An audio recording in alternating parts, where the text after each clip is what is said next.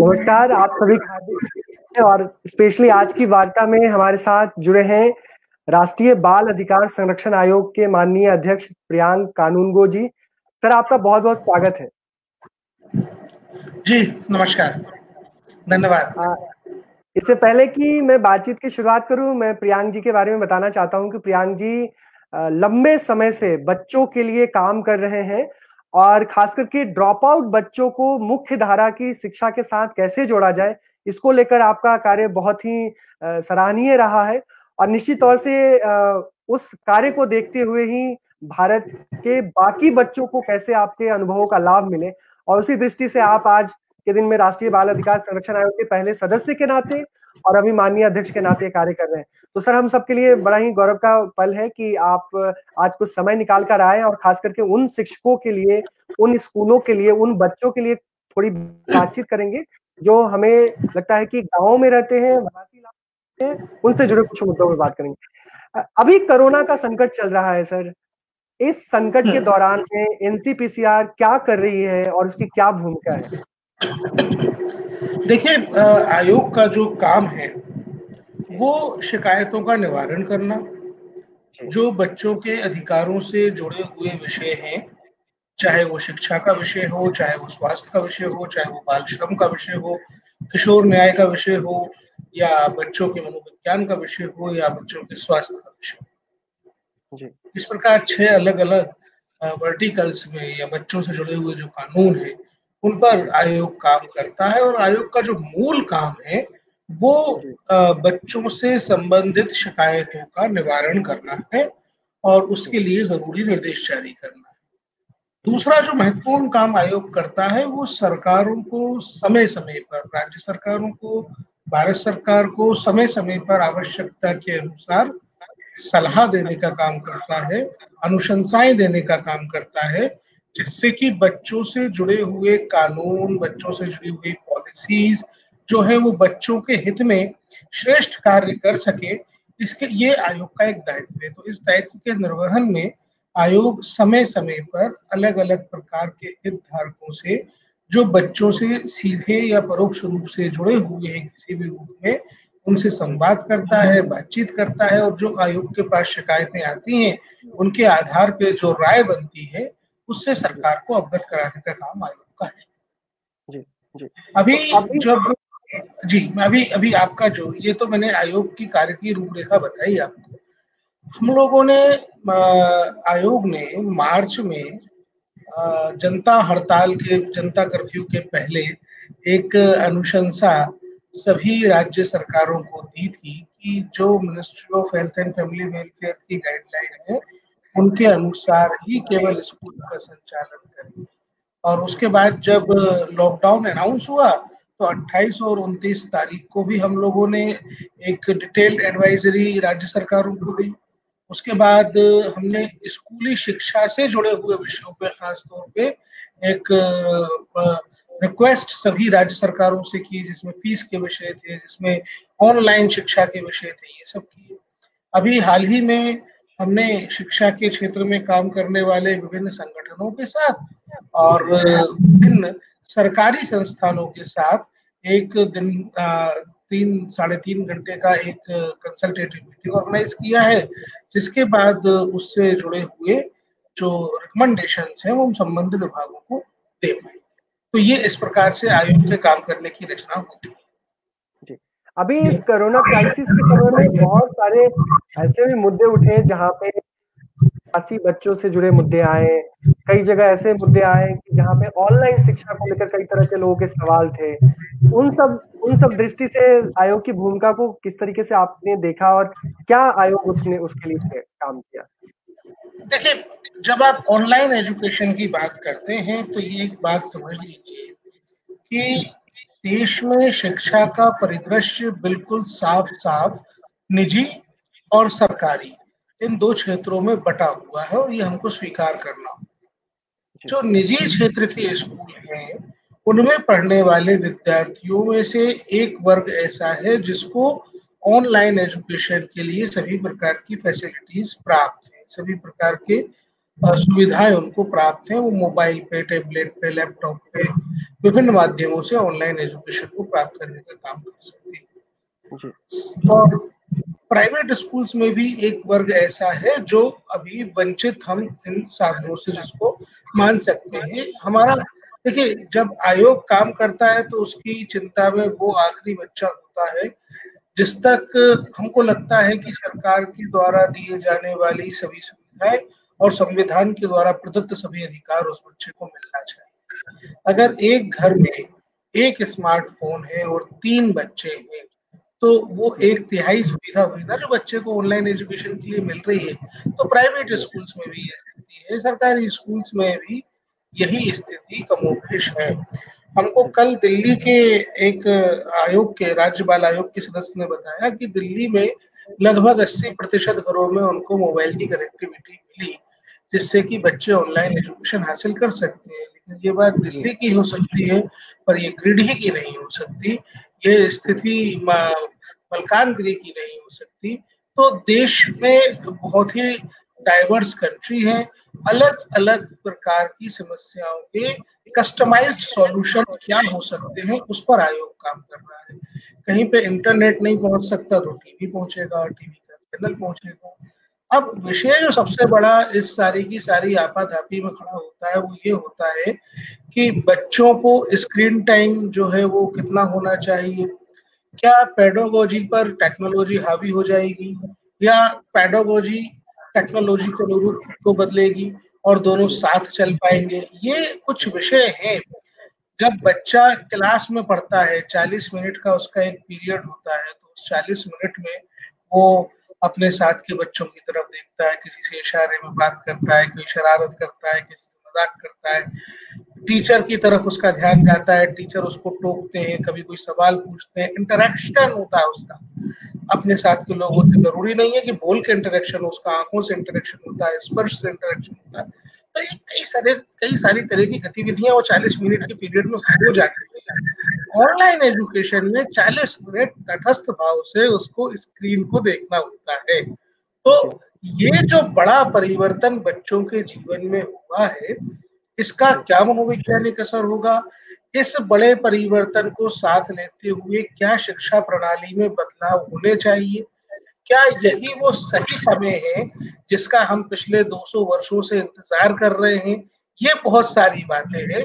क्या ये बिल्कुल वही समय है जब हमको भारत की मूल शिक्षण व्यवस्था की तरफ वापस देखना चाहिए और जितना उसमें से हम मैक्सिमम ले सकें? एक्टिविटी बेस्ड लर्निंग की बात होती है, परीक्षा पर आधारित मूल्यांकन की बात होती है, पीयर एजुकेशन सिस्टम की बात होती है, तो ये कंटिन्यूअस कॉम्प्रहेंसिव इवैल्यूएशन की बात होती है। तो क्या ये सही समय है कि हम इन सब चीजों में बदलाव कर सकते हैं? इस पर आयोग लगातार विचार कर रहा है और विशेषज्ञों से बात कर रहा है और संबंधित जो विभाग है, संबंधित जो संस्थाएं हैं, उनसे इस बारे में आयोग संपर्क में। बिल्कुल। एक जो आपने एक जिक्र किया ऑनलाइन शिक्षा की बात, और अभी बहुत सारे लोग ऐसा, उनके एप्रीहेंशंस हैं, उनकी एक जिज्ञासा भी है कि बहुत सारे बच्चे हमारे वंचित हैं, उस ऑनलाइन शिक्षा की परिधि में नहीं आ रहे हैं, और आपने इस बात को स्वीकार किया। लेकिन इसको आप चूंकि आप न केवल राष्ट्रीय बाल अधिकार संरक्षण आयोग से जुड़े हैं, बल्कि एक शिक्षा के क्षेत्र में काम लंबे समय से कर भी रहे हैं, इस परिदृश्य को आप किस तरीके से देखते हैं कि बहुत सारे बच्चे छूटे हुए हैं तो उनका लर्निंग बहुत प्रभावित हो रही है, और दूसरी तरफ है कि जान बचाने की बातें हो रही है? इन दोनों के बीच की स्थिति को कैसे आप डिकोड करते हैं? देखिए, जब हम शिक्षा की बात करते हैं भारत में खासतौर, तो निजी क्षेत्र और सरकारी क्षेत्र दोनों जगह पे बराबर बराबर का अंतर, और ये सब चीजें नियंत्रण से प्रभावित होती हैं। नियंत्रण किसका है इस व्यवस्था में? सरकार का, परिवार का या बाजार का? किसका नियंत्रण है? हमने पिछले 2 महीने में जो अनुभव किया है वो ये है कि बच्चों की छुट्टियां हमेशा से लगती आई, समर वेकेशंस होती आई, प्राइमरी तक के बच्चों को का दबाव दिया जाना बिल्कुल गलत है। एनसीईआरटी जो एकेडमिक अथॉरिटी है, जिसका काम तय करना है कि क्या करिकुलम होगा, क्या पेडागोजी होगी, क्या टाइम टेबल होगा, उसने एक रिवाइज्ड टाइम टेबल दिया जो मोस्टली एक्टिविटी बेस्ड है। प्राइमरी तक के बच्चों को तो अगर आपको पढ़ाना बहुत जरूरी है तो एक्टिविटी बेस्ड लर्निंग के थ्रू आप उस तक कंटेंट को पहुंचा सकते हैं। लेकिन ये जो ऑनलाइन एजुकेशन का दबाव है, ये बाजारवाद की उपज है, जो दबाव है। जहां आवश्यक है, जितना जरूरी है वो करिए, लेकिन पहली क्लास के KG1 के KG2 के बच्चों को 4-4 घंटे 5-5 घंटे स्क्रीन के सामने बिठाना तो निहायत गलत है। देखिए, इस टेंडर एज में उनको किसी भी रूप का दबाव गलत है, और फिर 3-3 4-4 घंटे ऑनलाइन एजुकेशन के नाम पे बिठाना तो बहुत ही गलत है। हाँ, जहाँ सेकेंडरी लेवल की क्लासेस की बातें हैं, उनके लिए बहुत जरूरी है। जो कॉम्पिटिटिव एग्जाम्स की तैयारी कर रहे हैं, वो ऑनलाइन एजुकेशन के जो सिस्टम है उनके थ्रू अपने साल को बचाएं, अपने साल को साथ चलाएं। ये सब चीजें वहां तक जरूरी है, लेकिन शैशव अवस्था में जो बच्चे हैं उनके लिए तो ये बहुत ही दबाव डालना तो बिल्कुल गलत है। थोड़ा बच्चों को खुद का जीवन जीने दीजिए। फर्स्ट वर्ल्ड वॉर हुआ दुनिया में, सेकंड वर्ल्ड वॉर हुआ दुनिया में। सेकंड वर्ल्ड वॉर में जर्मनी तबाह हो गया था, स्कूल स्कूल सब बंद थे, 10 साल के अंदर उठ के खड़ा हो गया। तो ये जापान तबाह था, जापान भी उठ के खड़ा हुआ। तो स्कूल का कितना प्रभाव बच्चों के डेवलपमेंट पे पड़ना है, ये सब कुछ भी तय करने का अभी वक्त है। और मुझे लगता है कि जो नई शिक्षा नीति लाने का काम सरकार कर रही है, और उसमें इन सभी बातों को यथोचित स्थान दिया जाए। बिल्कुल। एक इसी से जुड़ा हुआ एक और सवाल है कि जैसे ऑनलाइन शिक्षा, चलो ठीक है, प्राथमिक शिक्षा में स्पेशली LKG UKG 1-2 के बच्चों को हम नहीं दे सकते, और एक तरफ ये भी बातें हैं कि देश में ऐसी परिस्थितियां पहले भी बनती रही है जहां पे लंबे समय तक बच्चों की शिक्षा प्रभावित हो रही है। तो शिक्षा के दृष्टिकोण से क्या देखते हैं कि इस लॉकडाउन ने हमें एक देश को क्या सिखाया है, और कैसे हम तैयारी आगे की देखते हैं कि क्या ऐसा करके रखना चाहिए जहां पे बच्चों की ऐसी परिस्थितियों में भी शिक्षा कम से कम प्रभावित ना हो? देखिए, प्रधानमंत्री जी ने बड़ा साफ साफ आह्वान किया है, लोकल के लिए वोकल होना। शिक्षा में भी ये बात उतनी ही ताकत से लागू होती है। हमको लोकल के लिए वोकल होना पड़ेगा। और अभी आज के टाइम पे जिस शिक्षा व्यवस्था में बच्चे हैं, हो सकता है वो ज्योग्राफी इस तरीके से पढ़ रहे हो कि उनको ये पता हो कि अफ्रीका में कितनी नदियां हैं, लेकिन ये ना पता हो कि उनके अपने जिले में कितनी नदियां, कितने तालाब, कितने जल स्रोत हैं। तो ये एक बड़ा बदलाव लाने के लिए सही अवसर देने का काम हमको किया है इस कोरोना महामारी ने, और इस अवसर का लाभ उठाना है हमको एजुकेशन में। आपको लोकली एजुकेशन को भी लोकली कस्टमाइज करने का ये समय है। भाई, नेशनल करिकुलम फ्रेमवर्क जब भारत सरकार बनाती है तो उसके साथ ये कहती है कि 5 नदियों के नाम अगर वो तीसरी कक्षा के बच्चों को बताना होते हैं तो सरकार ये नहीं कहती कि यमुना, सतलज, कावेरी, गंगा, यही 5 नदियां बतानी है। नेशनल करिकुलम फ्रेमवर्क कहता है कि लोकली जो नदियां हैं वो बताएं। डाइट्स का ये काम होता है, और ये सब व्यवस्था में है जो लिखित रूप से तो है, प्रैक्टिकली उसको इम्प्लीमेंट करने का ये बहुत सही बात है। फिर हम लोग पीयर लर्निंग की बात करते हैं, जब बड़ी कक्षा के जो विद्यार्थी होते हैं वो छोटी कक्षा के विद्यार्थियों को पढ़ने में मदद करते हैं और खुद भी सिखाते सिखाते सीखने की प्रोसेस में आते हैं।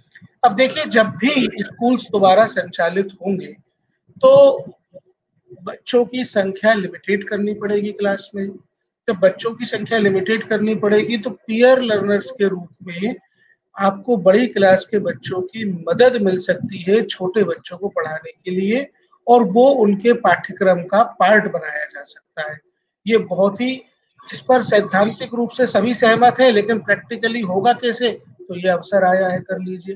फिर कई जगह पीपल टीचर रेशो को लेकर झगड़े हैं, ये झगड़े खत्म करने का अवसर है।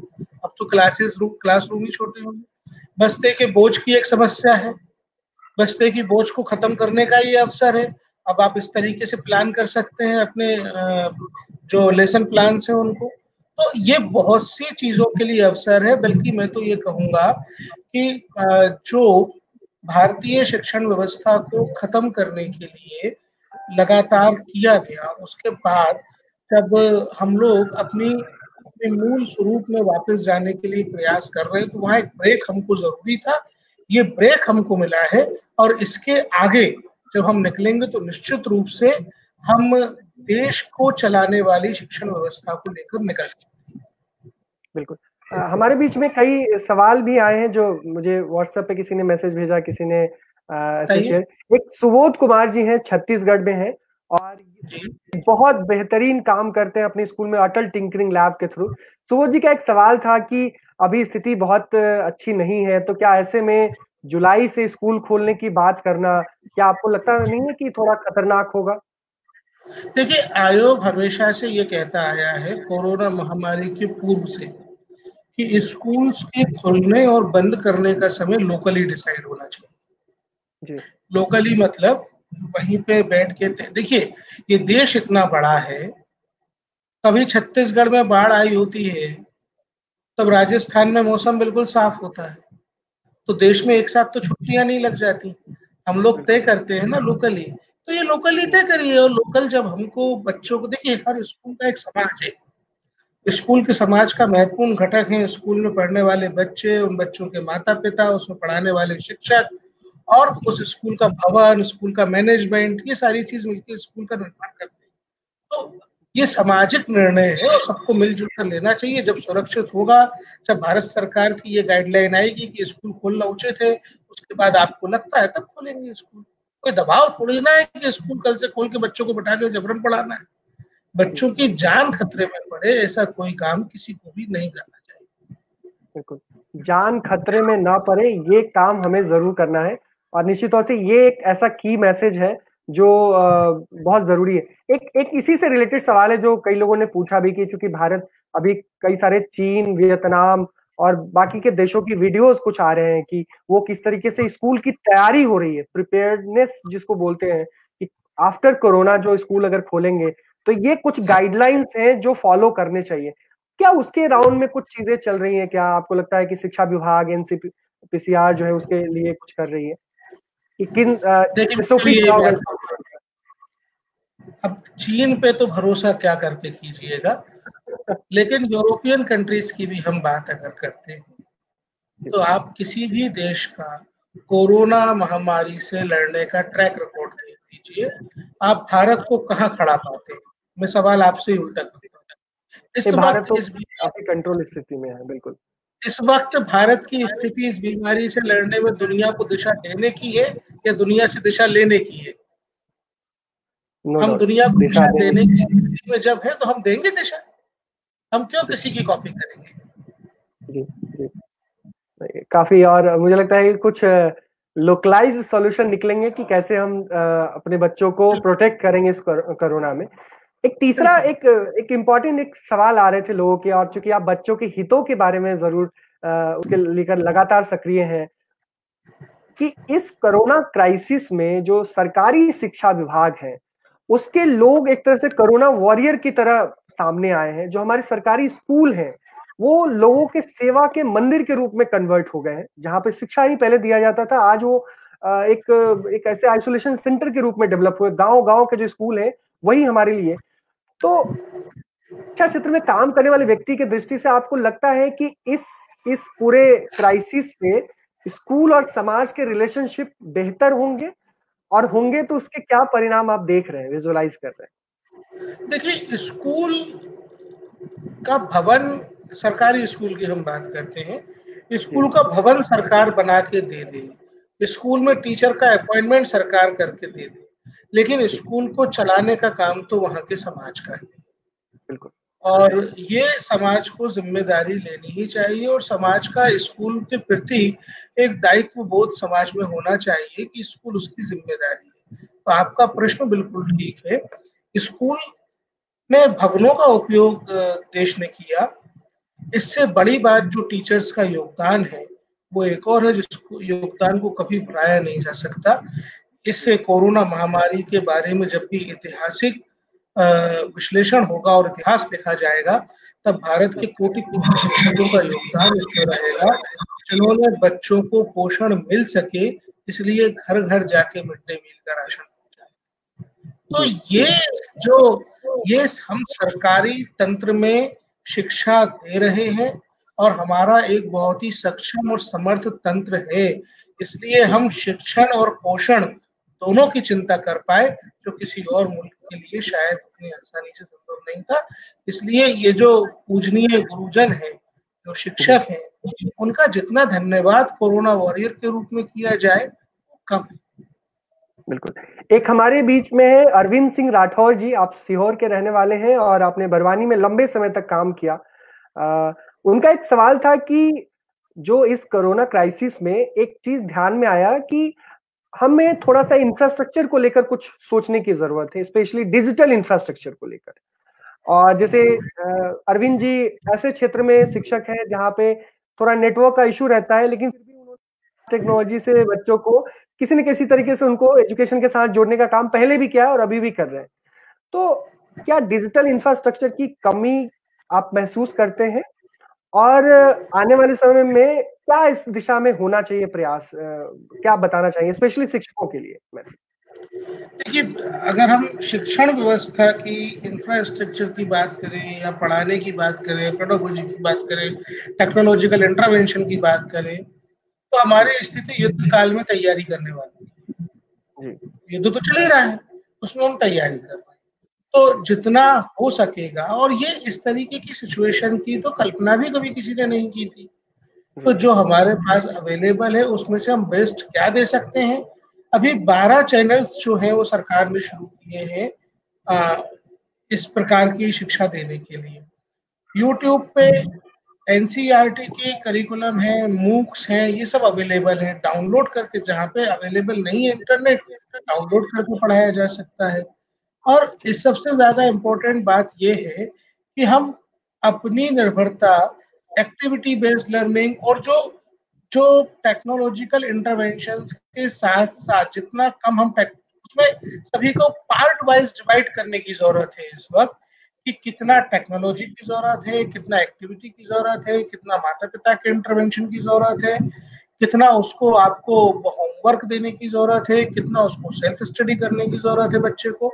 इन सबको मिक्स करके किस प्रकार चल सके, इसी सबका अभी ये वक्त है और ये हमको अपने अपने स्तर पे करना भी चाहिए।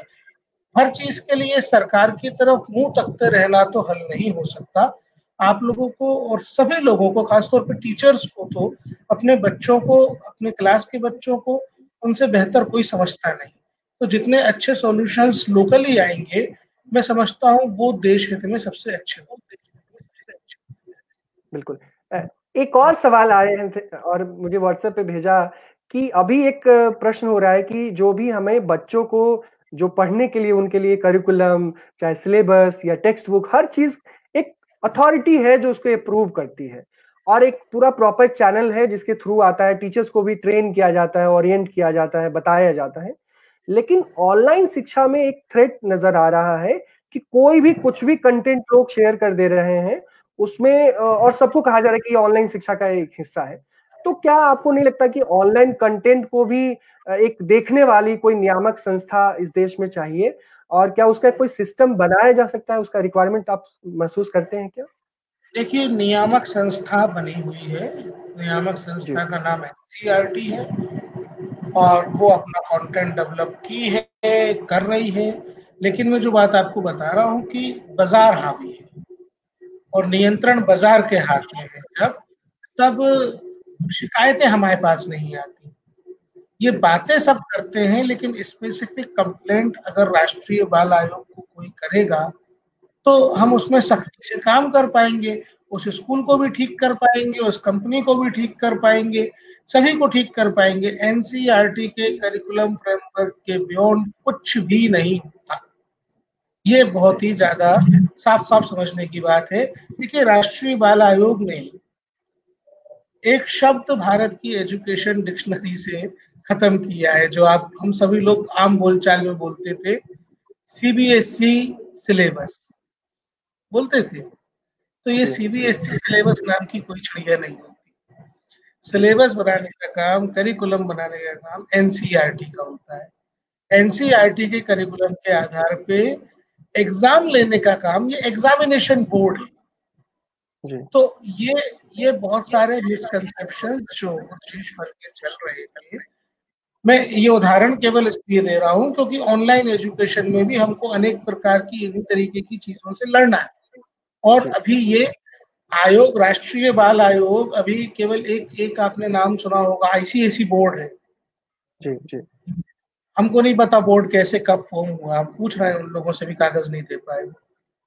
हम देश के विभिन्न उच्च न्यायालयों में 22 मुकदमे इस वक्त उनसे लड़ रहे हैं। तो ये तो लीगल विषय है और इनका समाधान होगा, लेकिन आयोग बच्चों के हित में रेगुलेटरी संस्थाओं के साथ खड़ा हुआ है। जहां से भी कंप्लेंट आएगी बहुत सख्त कार्रवाई आयोग करेगा। उनको शिकायत प्लीज भेजिए। बिल्कुल।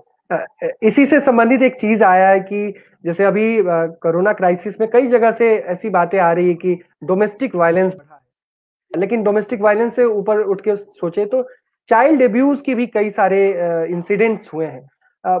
क्या आपको लगता है कि इस क्राइसिस के टाइम में ये अब्यूजेस बढ़े हैं, और क्या इसके बारे में मिसकंसेप्शंस ज्यादा फैल रहे हैं सोसाइटी में कि बच्चों को बहुत प्रताड़ित कर रहे हैं? ऐसी क्या आपके आपके एक्सपीरियंसेस क्या रहे हैं पिछले 2-2.5 महीने के जो लॉकडाउन के पीरियड रहे?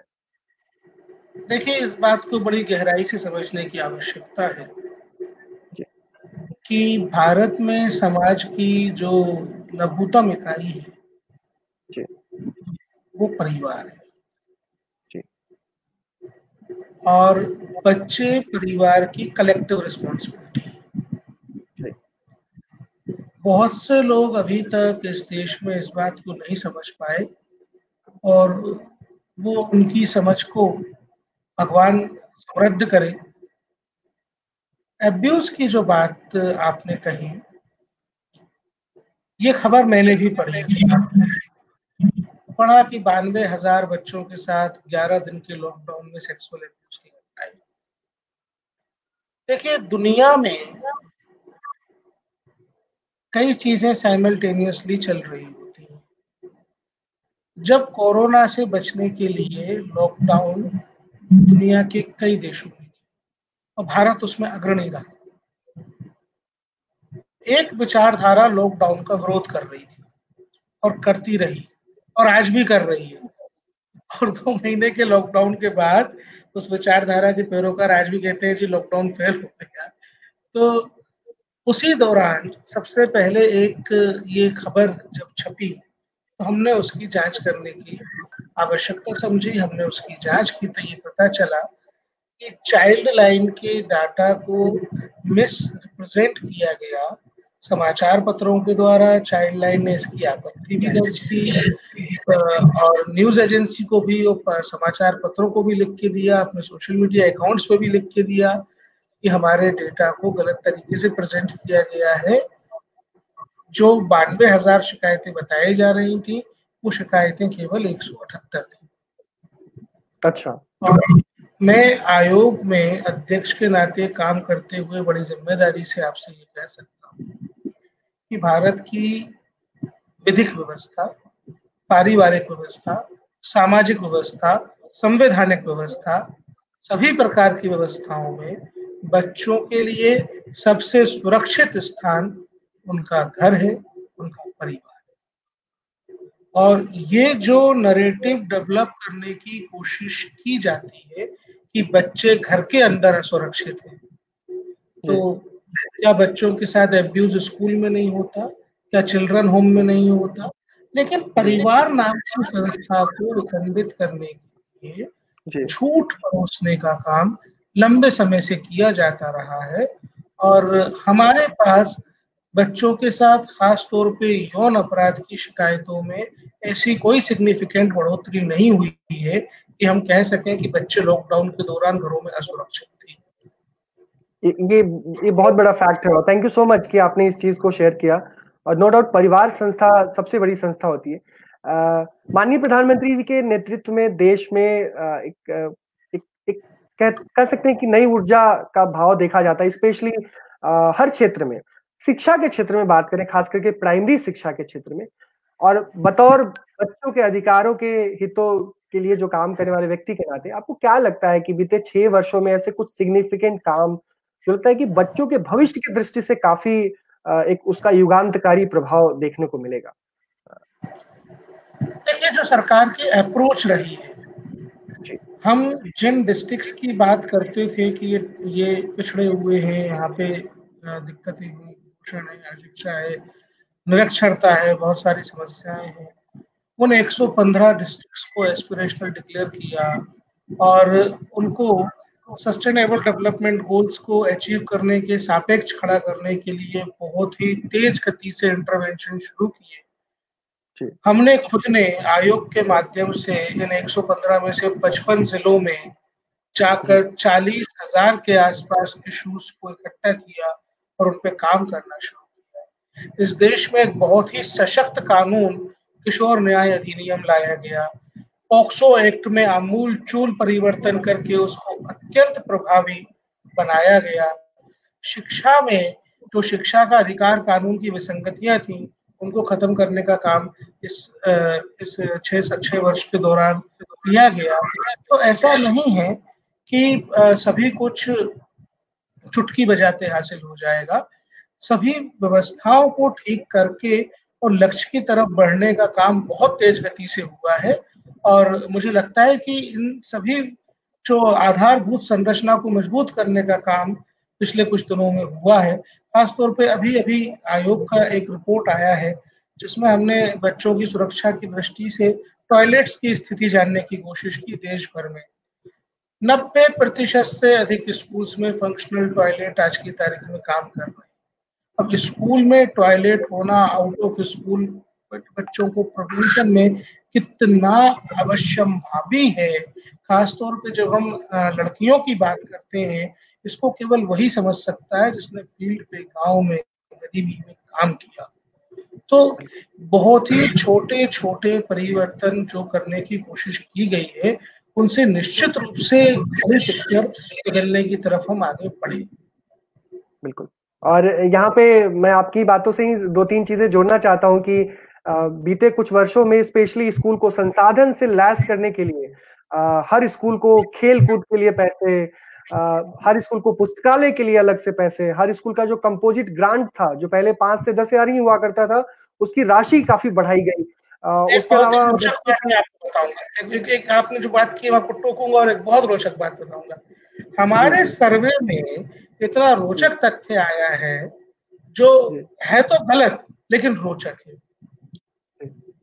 जब हमने बच्चों से पूछा कि स्कूल्स में मैदान की अवेलेबिलिटी कितनी है और फिर बच्चों से पूछा कि स्कूल में खेल के सामान की अवेलेबिलिटी कितनी है, तो मैदान से ज्यादा अवेलेबिलिटी खेल के सामान की। मैदान कम स्कूलों में है, खेल का सामान अधिक स्कूलों तक पहुंचा है। ये सरकार ने बहुत ही खेलो इंडिया के माध्यम से जो सामान पहुंचाने का काम किया है वो बड़ा काम है। और मैदानों के खत्म होने का जो कारण है वो बिना स्कूल मैनेजमेंट प्लान के, स्कूल डेवलपमेंट प्लान के जो ग्रांट्स दी गई, 1 साल किचन बनाने के लिए दे दिया, 1 साल एक कमरा बनाने के लिए दे दिया। तो हम देखेंगे ग्रामीण क्षेत्रों में जाकर कि पूरे के पूरे परिसर में सेग्रीगेटेड कमरे बने हुए हैं, एक इधर बना हुआ है, एक थोड़ी दूर बना हुआ है। तो मैदान इस प्रकार के अंधे विकास ने जो किया, उस समय जब आपने 1 साल सारी जगह आपने बाउंड्री वॉल के लिए पैसा पहुंचा दिया बिना डिमांड आए, 1 साल आपने सभी जगह, जहां भाई देख तो लीजिए, पूछ तो लीजिए, पता चला कि स्कूल में क्लासरूम है नहीं और आपने किचन शेड का पैसा भेज दिया। अब किचन शेड अकेला बना हुआ खड़ा है। तो ऐसे मैदान और ये सब खत्म होने की बहुत लंबी प्रक्रिया चली 60-65 साल की, लेकिन अब स्थितियां बदल रही हैं और सुधार हो रहा है। जी, एक और सवाल मेरे पास आया और उस पे चूंकि आपका वो व्यक्तिगत एक क्षेत्र रहा है जिसपे आपने खूब काम किया है, लोगों की शंकाएं हैं कि कोरोना क्राइसिस के बाद बड़ी संख्या में बच्चे ड्रॉप आउट हो जाएंगे, खास करके जैसे अभी कुछ माइग्रेशन वगैरह हुआ है, या कुछ यूं कहें कि थोड़ी गरीबी वगैरह की वजह से, या यूं कहें और भी सारी वजहों से लोग शंका जाहिर कर रहे हैं कि आउट ऑफ स्कूल बच्चे हो जाएंगे। क्या आपको भी लगता है ऐसा, और क्या करना चाहिए हमें समाज के, स्पेशली सरकार के लेवल से तो प्रयास होंगे ही, इन समाज की भूमिका क्या देखते हैं? देखिए, सबसे महत्वपूर्ण भूमिका इसमें शिक्षकों की रहने वाली है। जी खास तौर पे जो ग्रामीण क्षेत्र से जुड़े हुए शिक्षक हैं, उनसे मेरा ये निवेदन है आपके माध्यम से भी, कि अपने स्कूल्स के इलाके में जितने भी परिवार बाहर से वापस आए हैं, शहरों से वापस माइग्रेशन करके गांव में पहुंचे हैं, उनके बच्चों के नाम स्कूल में तत्काल लिख लें। जी स्कूल कभी भी खुले, स्कूल में नाम लिख लें और मिड डे मील उनका राशन उनको पहुंचाना शुरू कर दें। जी तो हम लोग जहाँ चुनौती ढूंढते हैं, असल में अवसर भी वहीं छुपा होता है। जी ये चुनौती है कि बच्चे आउट ऑफ स्कूल होंगे, लेकिन ये अवसर है कि जो बच्चा गांव में आएगा उसका नाम स्कूल में, 6 साल से छोटा बच्चा उसका नाम आंगनवाड़ी में लिख लेना, ये टीचर का काम है। अगर यहाँ नाम लिख गया तो बच्चा मैप्ड हो जाएगा, बच्चा रिकॉर्ड में आ जाएगा और बच्चे की ट्रैकिंग आसान हो जाएगी। तो ट्रैफिकिंग, आउट ऑफ स्कूल होने से, चाइल्ड लेबर से, सभी से प्रिवेंशन की जब हम बात करते हैं, तो वो एक ही संस्था है जो बच्चों को बचा सकती है, वो उनका स्कूल है। तो तत्काल बच्चों के नाम स्कूल्स में लिख लीजिए। और इसके लिए शिक्षा का अधिकार अधिनियम आपको एम्पावर करता है कि आप साल में कभी भी नाम लिख सकते हैं, तत्काल लिख लेना चाहिए नाम सभी बच्चों को। बिल्कुल। एक दिल्ली की शिक्षक हैं और आपने हालांकि जवाब दिया है, लेकिन उनका एक था कि दिल्ली में स्थिति बहुत अच्छी नहीं है, और जुलाई में स्कूल खोलने की बातें हो रही, तो क्या दिल्ली में आप देख रहे हैं कि दिल्ली में स्कूल खुल पाएगा? उनका जानना था, और अगर खुलने की स्थिति होगी तो क्या करना चाहिए? देखिए, आज हम 5 जून को बात कर रहे हैं जुलाई के लिए। जी मैं बहुत सरल शब्दों में बात करना चाहूंगा। जी हम लोग इस तरह की क्राइसिस कभी पहले हम देख ही नहीं किसी ने। कोई प्रेसिडेंट नहीं है, कोई डेटा अवेलेबल नहीं है, कोई आंकड़े नहीं है। जी आप टू व्हीलर, फोर व्हीलर गाड़ी चलाते हैं, जी जी रात के अंधेरे में ड्राइव करते हैं, जी तो जितना हेडलाइट की रोशनी में दिखेगा उतना ही चलिएगा ना। बिल्कुल। तो अभी से ये अप्रहेंस करना कि स्कूल खुल जाएंगे और उसके बाद ये होगा, जैसी स्थिति बनेगी उसी के अनुसार निर्णय होगा। अगर स्कूल खोलना खतरनाक होगा तो भारत सरकार कभी परमिट नहीं करेगी। अगर स्कूल खोलने से बच्चों को हानि नहीं होने वाली होगी तब भारत सरकार परमिट करेगी और उसके लिए गाइडलाइन बनाएगी, उसके लिए प्रॉपर प्रिकॉशनरी मेजर्स बताएगी। तो इतना घबराने की, पैनिक होने की, चिंता करने की आवश्यकता नहीं है। देश के 40% पॉपुलेशन बच्चे हैं।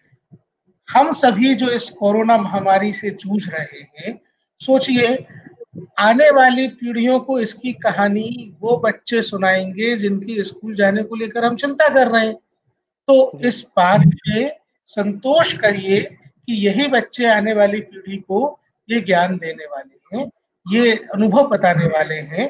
तो जो कुछ होगा बच्चों के हित में होगा, इसलिए घबराने की कोई जरूरत बिल्कुल। और अभी बनारस की एक छवि अग्रवाल है शिक्षक, उन्होंने भी कहा कि हम सब बच्चे की सुरक्षा को लेकर काफी चिंतित भी है, सशंकित भी हैं।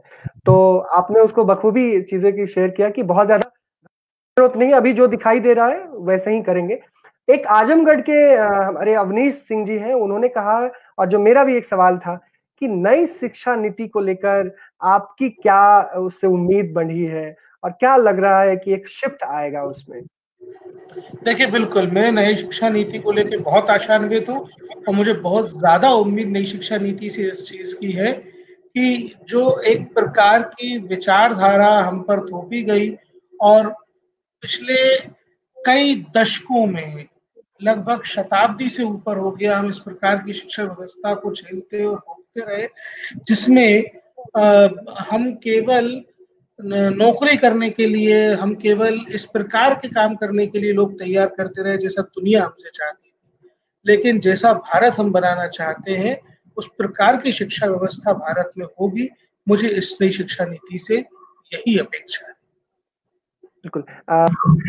सवाल जो मैं आपसे जानना चाहता हूँ कि जब थोड़े अभी परिस्थितियां चाहे जैसी भी हो, हम इससे बाहर निकलेंगे, और माननीय प्रधानमंत्री जी ने एक आत्मनिर्भरता की भी बातें की है। बच्चों के लिहाज से जो हमारे साथ शिक्षक जुड़े हैं या जो बाद में इस वीडियो को देखेंगे, उनको आप क्या कुछ एक्शन पॉइंट्स शेयर करना चाहेंगे, कुछ सजेशन शेयर करना चाहते हैं, ताकि वो बच्चों की उतने ही दृढ़ता के साथ, उतने ही निष्ठा के साथ सेवा कर सके, उनके शिक्षण में सहयोग कर सके, जैसा कि वो कोरोना क्राइसिस से पहले कर रहे थे। देखिए, मैंने तो कभी ये भी नहीं माना कि शिक्षक कोरोना क्राइसिस के दौरान काम नहीं कर रहे। शिक्षक मिड डे मील पहुंचा रहे हैं, शिक्षक क्वारंटीन सेंटर्स पे भी निगरानी का काम कर रहे हैं, शिक्षक कई जगह अलग अलग प्रकार की भूमिकाओं में काम कर ही रहे हैं। तो और जो सरकार ने उनको जहां जैसा दायित्व दिया उसकी पूर्ति कर रहे हैं। तो शिक्षकों का योगदान तो इस कोरोना क्राइसिस से लड़ने में बहुत बड़ा है, जिसको हमेशा इतिहास में जगह मिलेगी। लेकिन आत्मनिर्भर भारत के लिए शिक्षकों की ही सबसे बड़ी भूमिका होगी, ये आप सभी को मान के चलना होगा। क्योंकि जब तक हम लोकल चीजों के लिए, जब तक हम लोकल प्रोडक्ट्स के लिए अपने आप को तैयार नहीं करेंगे, जब तक शिक्षक बच्चों को तैयार नहीं करेंगे, जब तक शिक्षक बच्चों को आत्मनिर्भर बनने के लिए, आत्मनिर्भर भारत कोई ऐसे नहीं बन जाएगा कि हमने देश में सारा कुछ कहीं बाहर से लाके बचा दिया। भाई देश के लोगों को तैयार करना पड़ेगा ना, तो शिक्षकों को बच्चों को तैयार करना पड़ेगा। और निश्चित रूप से जो नई शिक्षा नीति आएगी और जो नए तरीके से आपके टाइम टेबल निर्धारित होंगे, करिकुलम में कुछ चेंजेस होने की अपेक्षा है और एक्टिविटी बेस्ड लर्निंग बढ़ेगी, वो हमको आत्मनिर्भर भारत की ओर आगे लेकर चलेगी। और ये शिक्षक ही होंगे जो टॉर्च बेयरर्स होंगे, जिन बच्चों को आगे लेकर के जाएंगे। उनसे ही सारी की सारी संभावना है, उनको ही सारा दावेदार है। बिल्कुल। हमारे साथ एक खेल प्रोफेशनल थे, उन्होंने आंगनबाड़ी की बात की, तो नई शिक्षा नीति में जो प्री प्राइमरी है, प्री नर्सरी है, वो भी सेक्शंस जुड़ने वाले हैं। तो उससे भी मुझे लगता है कि शिक्षा में जो खास करके लर्निंग क्राइसिस है, उसको दूर करने में मदद मिलेगी। आपको लगता है कि ये बिल्कुल डेफिनेटली और ये तो हो जाना चाहिए था जब शिक्षा का अधिकार अधिनियम लाया गया, लेकिन जब भी हो रहा है तो अच्छा हो रहा है और ये ठीक होगा। सरकारी स्कूल प्लेटफॉर्म के जरिए हम लोग कोशिश कर रहे हैं कि सरकारी स्कूलों में जो अच्छी चीजें चल रही है, तो सरकारी स्कूलों से जुड़े लोग जो कुछ करने की कोशिश कर रहे हैं, गांव में, दूर दराज के इलाकों में, गरीब बच्चों के लिए, ऐसे लोगों को इकट्ठा करके उनकी बातें सुने, जाने, एक इंटरेक्शन हो, एक संवाद हो और वहां से सकारात्मक एक बने। और प्रधानमंत्री जी के शब्दों में कहें तो अगर समाज इकट्ठा होगा, एक जन आंदोलन, एक पॉजिटिव जन आंदोलन होगा, तो निश्चित तौर विकसित भारत, एक समृद्ध भारत की कल्पना कर पाएंगे। हम लोग भी छोटी सी कोशिश कर रहे हैं। प्रियांक जी, आपने सर समय निकाला, आपने कुछ बातें की, मुझे लगता है कि कई सारे एक कुछ सवाल थे लोगों के, वो दूर हुए होंगे, कुछ अनुत्तरित सवाल रहे होंगे, वो हम लोग आगे आने वाले समय में भी आपके साथ संवाद जारी रहेगा। आपने इतना समय दिया, मैं चाहूंगा कि आप अपने कुछ अनुभव शेयर करते हुए और फिर लास्ट में कुछ बोलना चाहें तो उसको शेयर करते हुए फिर हम देखिए, मैं केवल एक ही बात बोलना चाहूंगा अंत में कि पिछले लगभग 2.5 दशक 92 से लेकर के जब 92 में 1986 की शिक्षा नीति में रूपांतरण करके और उसका एक एक्शन प्लान लाया गया और स्कूली शिक्षा में प्राइवेटाइजेशन की शुरुआत हुई, तब से लेकर अब तक स्कूल समाज से कट से गए और स्कूल को वापस समाज का हिस्सा बनाने की तरफ, समाज को स्कूल से जोड़ने की तरफ जो पहला कदम उठाना होगा वो भाई शिक्षक को ही। तो सभी गुरुजनों को अपने महत्व को जानकर शिक्षा को, स्कूल को समाज से वापस जोड़ना कैसे है, इस तरफ खोजना पड़ेगा। और हमको अगर अपने अपने स्कूल को स्कूल के इर्द गिर्द के समाज से जोड़ लिया तो निश्चित रूप से स्कूलों की उपादेयता, शिक्षकों का, गुरुजनों का सम्मान और देश के भविष्य की आत्मनिर्भरता, तीनों हम सुनिश्चित कर देंगे। बिल्कुल, आपने सर समय दिया, मुझे बहुत खुशी हुई और थैंक यू सो मच कि आपने अपने विचार हम सबसे साझा किया। Thank you. धन्यवाद।